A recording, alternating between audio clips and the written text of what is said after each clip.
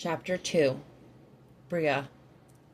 Gabriel knocked on my door exactly 3 hours after he'd told me he'd see me. I'd since showered and washed, dried and styled my hair. I never wore much makeup, but I'd ensured a light application left me looking my dewy best. I had on a pair of jeans that fit me tight and well, doing amazing things for my ass, and I'd paired the jeans with a square neck lilac t-shirt. It was one of the best colors on me, and, subtle though it was, I felt like I had on my armor. With the man I was about to face, I needed all the reinforcements I could muster. With a fortifying breath, I opened my door and came face to chest with Gabriel. Refusing to look at his face, I once again found myself rejoicing in our height difference, this time so I didn't have to face him. I stepped back to allow him inside my apartment, but I should have known it wouldn't fly with this man. "Breah, give me your eyes." "No," I said softly. Never again, I thought, not able to bear the thought that the eyes I so loved were lying eyes. That huge hand gently came to my chin and tipped my head up. Before I could look into his eyes, I stepped away from him and gave him my back. "Let's get this over with," I said as I stomped over to my living area. I put the couch between us and refused to look at him.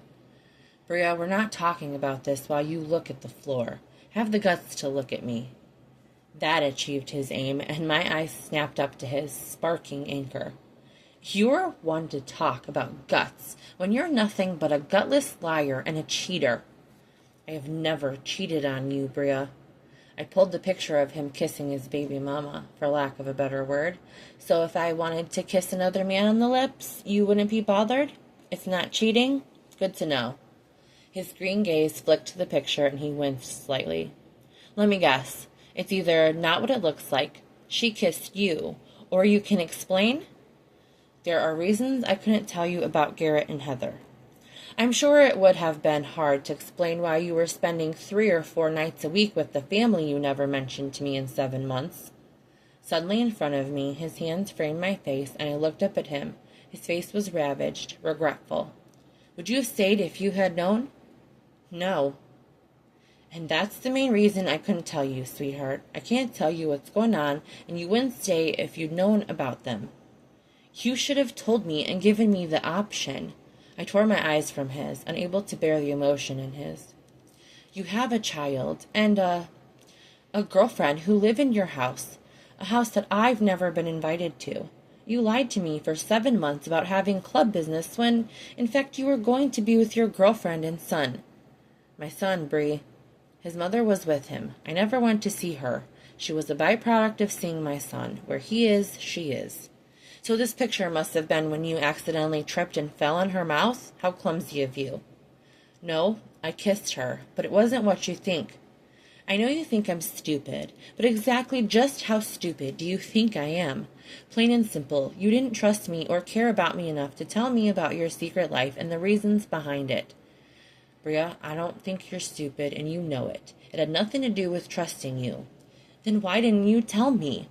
I hated that my voice quavered. "Sweetheart, I couldn't and still can't even tell you why I can't tell you." Shaking my head, it was hitting me all over again why I had to end this. "Are you married to her?" "No, I fucked her for a week, and that was it. Or I thought that was it until she showed up a year ago. With Garrett. With Garrett. I had a DNA test done. He is my son." "And you move them into your house where you live with them more often than not?" "I spend 3 or 4 nights a week with my boy. She happens to be there." I produced the other 2 incriminating pictures.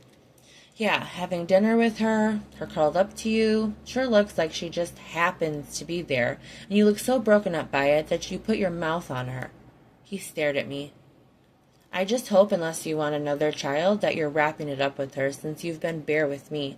Lying to me, apparently, about me being the only one. Oh God, I need to have an STD panel run."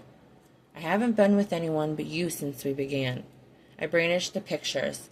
"All evidence to the contrary. Forgive me if I don't believe you." "You going to believe me or some pictures?" "All those nights, these last 7 months, when you said you had club business, were you really spending the nights with her?" "No, I was spending them with my son, and Heather is where he is. He's too young to take away from his mother." Okay, we won't even address that absolute bullshit about him being too young to be away from his mother. You can check the statistics on young children, toddlers and babies whose parents have split custody, where the father has taken them without the mother from infancy. So you admit you lied about what you were doing those nights. He hesitated, then gave a grudging, "Yes, I had to." Well, that's where we disagree. You didn't have to. You chose to. No, for reasons I can't explain, I couldn't tell you.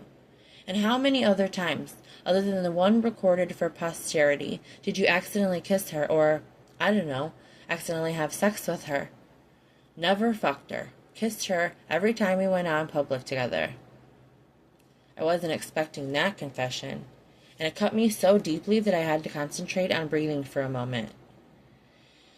Well, that's unexpectedly honest, even if I don't believe you about the no sex bit. Sure doesn't look like you were pushing her away in any of those photos.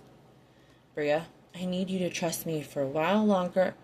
That ship has sailed. I don't trust you at all. James told me about things I had no idea about because you didn't tell me, and that shattered every bit of trust I had for you. You are either with her or with me, and you chose to be with her. Congratulations. I sincerely hope you'll be all happy together. It's probably best since you have a son to consider. No, sweetheart, that is not how it's going to be. I'm not letting you go. You have no say in this. I'm done with you. With the us that wasn't even an us at all, I discovered. Not happening. Again, you're not hearing me. I'm ending whatever this farce was between us. We are not ending, Breah, he growled at me. You can growl at me all you like, but we already ended the minute I found out you've been lying to me from the very beginning. I took a deep breath. Now it's Tuesday, so I'm sure you have to run home to your girlfriend. Better get going. I'm sure she'll be waiting for you with open arms. I'm not leaving until we settle this. At that point, I lost it. There's nothing to settle. We are done. Our whole relationship has been built on lies and secrets, and I'm not playing your games anymore. Your brothers may have multiple women in their lives, but I am not going to be one of many for you. She can have you, no contest. I'm tapping out and walking away. You are not walking away. You love me. Sometimes love doesn't matter. It's not enough, especially when it's one-sided, especially not when what I thought I had, at least trust, is shattered. He said nothing for a moment, just staring at me with his hard eyes, and he didn't refute my claim that our love was one-sided. Breah, I'm telling you, you don't get to tell me anything. My voice was getting louder and louder, and I knew I was on the edge of losing it. He started to open his mouth to argue, but I just shrieked at him as I flung open my door. Get out. Now. Get out. I felt his stare, and then he moved to the front door. This is far from over, sweetheart. I didn't respond and kept my eyes trained on the floor until I heard the front door close. So he was gone. Now I could begin the process of getting over the cheating bastard.